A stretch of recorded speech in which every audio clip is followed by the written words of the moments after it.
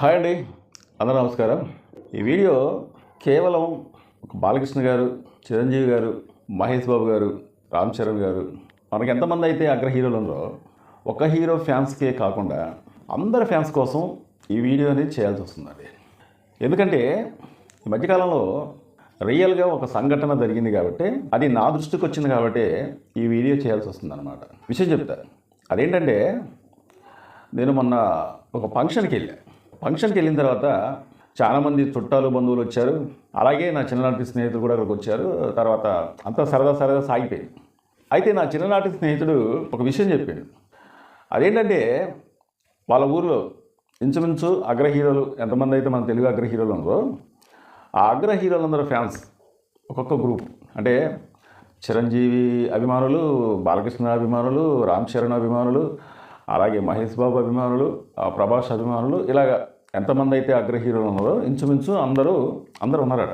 అయితే మొన్న ఈ సంఘటన ఒక 4-5 రోజుల క్రితం ఈ సంఘటన జరిగిందటండి. అయితే నాకు నా ఫ్రెండ్ చెప్పిన విషయం ఏంటంటే కొన్ని ఊర్లో, అంటే కొన్ని విలేజ్లో సినిమా థియేటర్ల దగ్గర బ్యానర్లు కడతారు.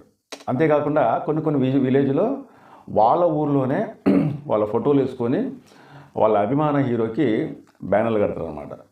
మంచిదే, మన అభిమానాన్ని మనం చెప్పుకోవటం, మనం చాటి చెప్పుకోవటం, మన ఎంత అభిమానం అనేది ఆ హీరో పైన ఉందో మనం వ్యక్తం చేసుకోవటం మంచిదే.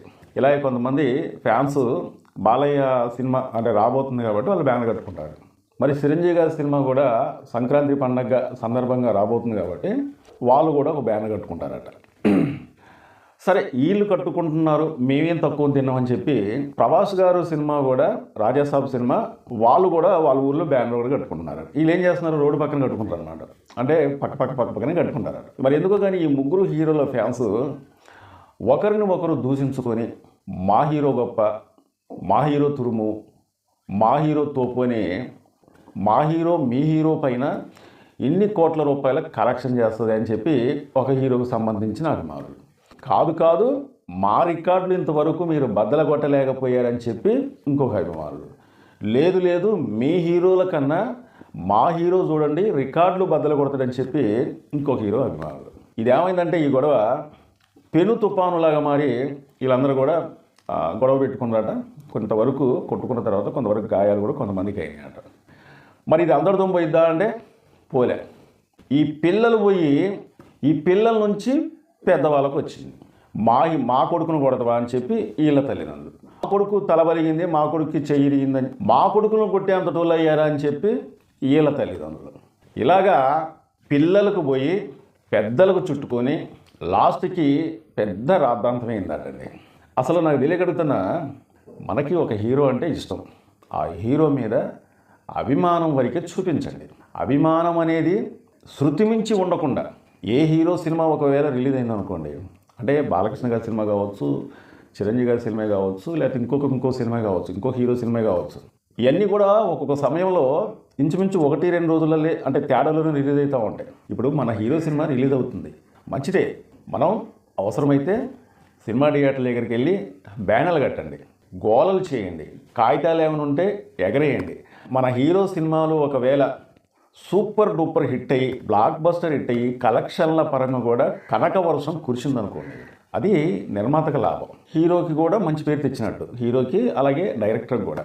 మరి మనకేం లాభం ఉంటుంది? మన హీరో సినిమా అనేది హిట్ అయింది అనే ఒక తృప్తి మాత్రమే ఉంటుంది.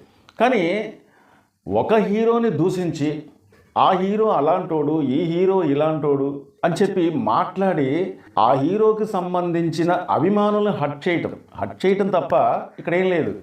ఈ సోషల్ మీడియా పెరిగిన కానుంచి దాదాపు ఈ సోషల్ మీడియా లేనప్పుడు ఇంత రాద్ధాంతం అనేది ఉండేది కాదు. అంటే అప్పుడు కూడా ఉండేది, కానీ ఏదన్నా గ్రామంలో ఒకవేళ జరిగిందనుకోండి, అవి న్యూస్ పేపర్లకు వస్తే వచ్చేవి, లేకపోతే అక్కడే వాళ్ళు సెటిల్మెంట్ చేసుకునే వాళ్ళు, అంతవరకు వచ్చేది కూడా కాదు. కానీ ఈ సోషల్ మీడియా వచ్చిన కానుంచి, ప్రతి ఒక్కరి చేతులకు సోషల్ మీడియా వెళ్ళిపోయిన కానుంచి ప్రతి ఒక్కరు కూడా వాళ్ళ అభిప్రాయం అనేది సోషల్ మీడియాలో చెప్పేస్తున్నారు. ఆ హీరో పైన మంచిగా చెప్తున్నారు కొంతమంది, ఆ హీరో పైన చెడ్డగా కూడా చెప్పేవాళ్ళు చాలామంది ఉన్నారన్నమాట.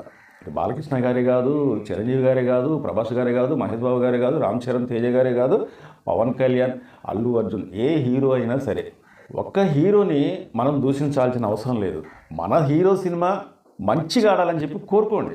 మన హీరో సినిమా కలెక్షన్ల పరంగా అత్యధిక కలెక్షన్లు వసూలు చేయాలని కోరుకోండి.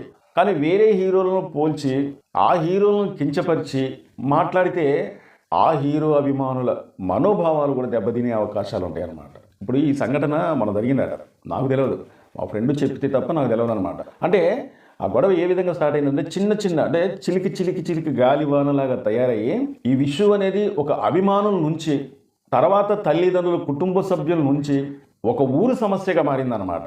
అంటే అర్థం చేసుకోండి, ఏ హీరో సినిమా రిలీజ్ అయినా సరే, మన అభిమాన హీరో సినిమా అయినా సరే, వేరే అభిమాన హీరో సినిమా రిలీజ్ అయినా సరే, కించపరిచినట్టుగా మాట్లాడకుండా ఉంటే ఇటువంటి గొడవలు అనేది ఉండవు.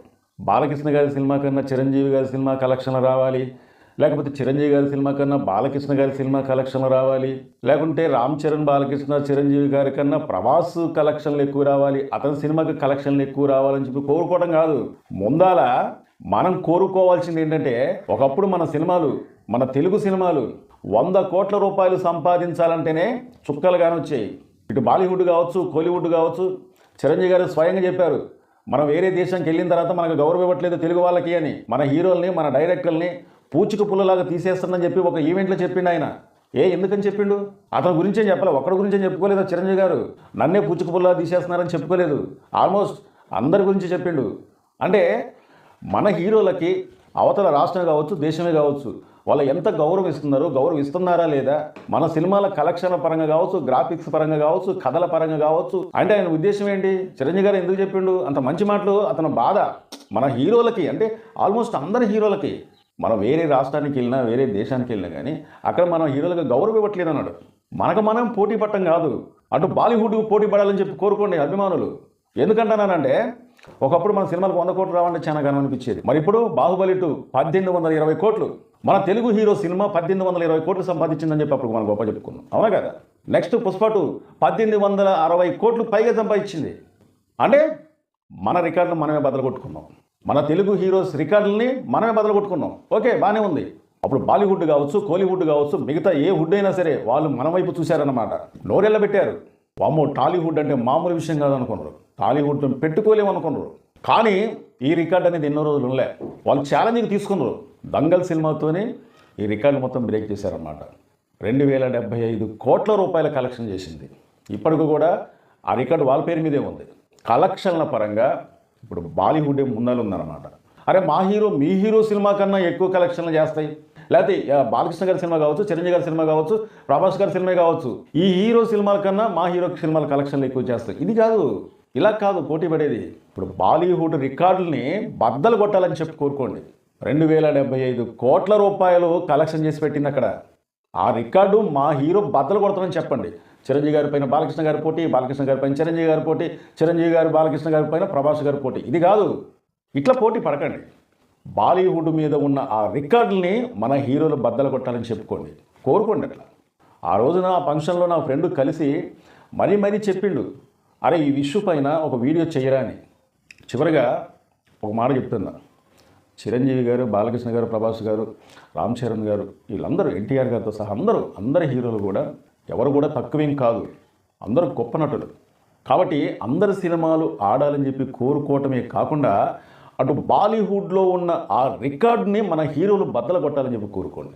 చాలామంది మా వీడియో చూస్తున్నారు కానీ సబ్స్క్రైబ్ చేసుకోకుండా చూస్తున్నారంటే దయచేసి మీరు మమ్మల్ని సబ్స్క్రైబ్ చేసుకుంటే మమ్మల్ని ఎంకరేజ్ చేసేందుగా ఈ వీడియోపై ఒక లైక్ చేయండి, మీ అమూల్యమైన కామెంట్ తెలుపుతారని చెప్పి కోరుకుంటూ మా వీడియో నచ్చితే సబ్స్క్రైబ్ చేసుకోండి. మరో మంచి వీడియోతో మళ్ళీ మేము ముందుకు వస్తాం.